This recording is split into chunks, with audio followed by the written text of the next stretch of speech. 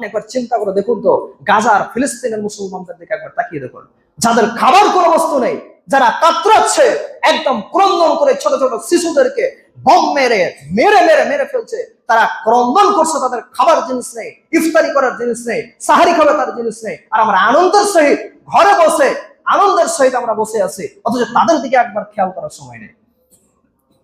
ওই সুযোগ আপনি ভাবছেন যে আমার উপরে নাই, আমি আনন্দের সহিত বসে আছি, আমি হয়তো আনন্দের সহিত বসে আছি, আমার উপরে আসবে না, কিন্তু একবার আপনি চিন্তা করে দেখবেন, শরীরের একটা অংশ যদি পচে যায় তাহলে পুরো শরীরকে পচিয়ে দেবে।